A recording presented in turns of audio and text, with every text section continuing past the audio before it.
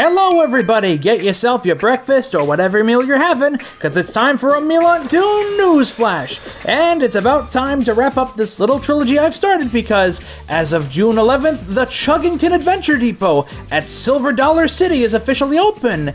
And as an outsider, I'm gonna give my thoughts on it overall. I have been waiting for this for half a year, pretty much, and it's finally open, and it's just it's weird kind of taking in that, we have a Chuggington theme park attraction available now. Like, obviously it's only for a couple months, which we'll get into, but it's like, man, this is actually real, it's open, and people are pouring in to see it. And so, yeah, let's dive into my outsider thoughts and what I think could be coming next for Chuggington. So, June 10th, which, funny enough, was my birthday, happy birthday to me, they ended up doing a big media day, which was pretty much a big preview day for people to come on down, come check out the attraction before it officially opened to the public and get some footage and buzz going for the new attraction. There was a big grand opening ceremony with some music and some fog machines and all that jazz, but yeah, it looked to be a pretty fun event. A lot of big people that seemed to be there too. I think it was a lot of YouTube influencers who ended up going, and they were posting like, oh man, we're gonna post on Monday our full experience onto YouTube or Instagram and all that, and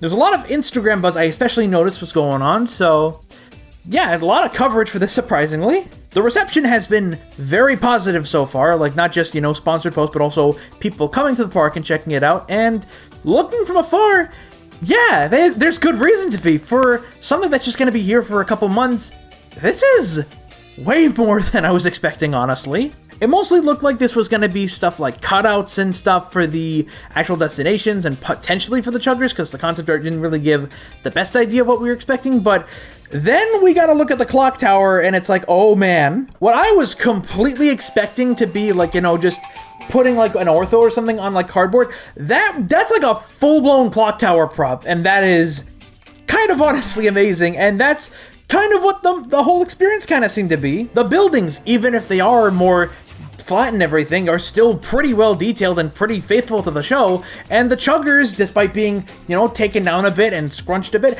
they're probably, honestly, the most on model I've seen in terms of, like, scaling up the chuggers to, like, real-life, large-scale props. There's even a full-blown V in the middle of the roundhouse that lights up. It's honestly kind of crazy looking at this, especially knowing this was apparently built all in-house and on-site. This is, like, such a massive contrast. Like, the Thomas parks, whenever they do large-scale props or figures, they typically outsource it to a couple of companies, and so it's like, seeing all of this be, like, done within the park itself is just crazy to think about. There's also a couple of other elements they have in there. There's a shop featuring both custom merchandise like shirts and, surprisingly enough, plushies, along with the Alpha Group toy line, which, yes, I have a few more videos lined up talking about them.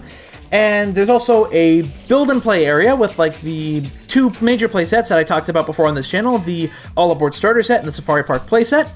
And then there's also a photo op area with the repair shed. Like, they have a Wilson that has a bit more detail on him, and, like Coco and Brewster alongside, and it's fun. This looks really fun. It honestly kind of brings me back to when Day Out with Thomas and, the mall tours for Thomas and Friends used to be kind of a thing. Like, 60th anniversary year, I was going crazy with, like, Day Out with Thomas and, like, the mall show they would do with, like, Treehouse. And I think for Chuggington fans, that's kind of the same experience they're going to have. They're going to be like, oh man, it's like Chuggington, it's real, and I can drive the trains around, and it's like, it's fun. I'm just, whew.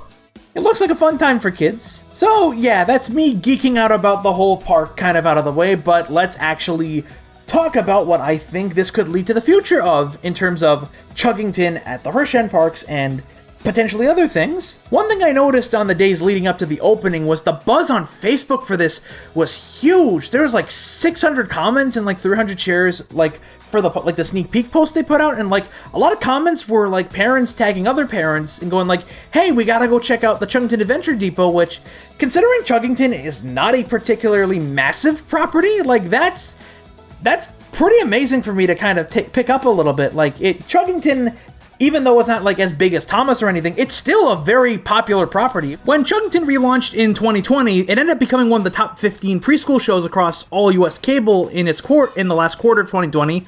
And it's been building up a lot of major broadcasters, it's been building up its distribution, and it's even been releasing full episodes in the new season on YouTube. So it seems like one of their major goals right now, alongside, slowly launching more merchandise, is getting its outreach out there. You know, more people aware of the property and kind of what they can do with it now. And judging by quotes that Prsa Entertainment Studios put out with a press release the day I'm recording this, it looks like this was fully intentional, because it's like the big thing is like, you know, Chuggington is going to have, you know, the audience that Silver Dollar City has, and Silver Dollar City is going to have more people coming over to check out the Adventure Depot, and if they want to check out more trains, there is the Frisco Silver Dollar Line steam train that you can go check out, which is, I think that's a really fun touch. You know, like you have the more modern Chuggington, then you have the more old-fashioned Frisco line. It's really good contrast, I find. And, you know, taking in that this is actually the flagship park that the whole Prsa company started off with, it makes total sense, you know, start off at pretty much the capital and then kind of start working your way from there. I've spoken to a few fans of Silver Dollar City over at sdcfans.com and kind of thought, like, you know, asked what do they think about this, what this could potentially be. Some of them think it looks very good, but they're not sure if it's the best fit for SDC. Some people think it could potentially become something like events like their Pumpkin Patch, where it kind of grows every year, like it's not like a permanent attraction, but something they bring back and kind of build on.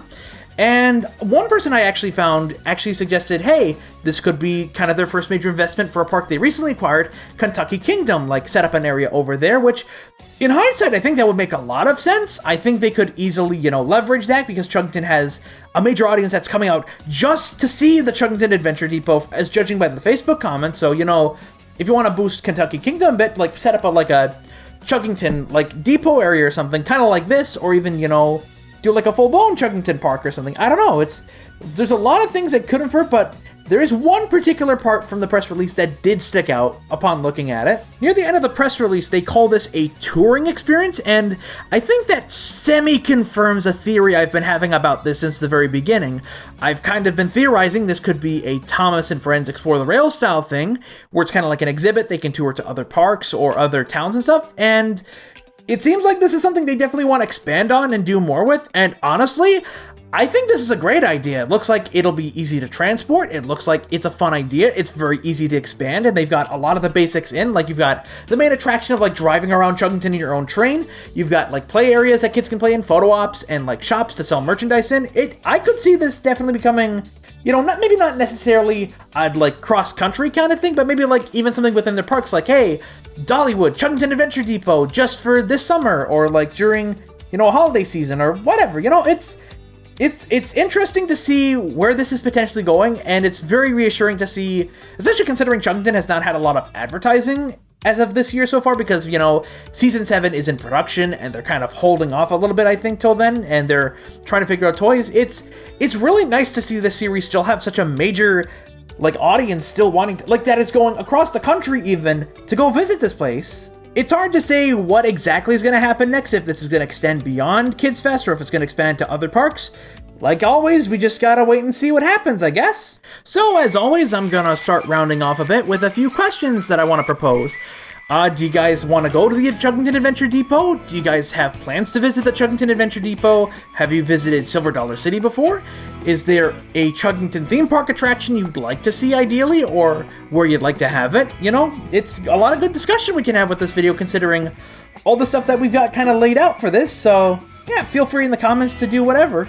This is probably going to be the last news flash I'm going to do for a bit. Not that there hasn't been any major news coming out. I'd like to talk about the Mattel Adventure Park when that comes out a little bit more, because we've had a little bit of detail, but not particularly much. But I have a lot of major things coming up for the channel with, you know, the 10th anniversary and some major events and videos we're getting completed. So for everyone who's been supporting this series, which I didn't expect to get quite as much traction as it did, thank you guys so much for watching, and I'm gonna try and rest up and work on some videos, and I'll see you guys whenever I do another one of these.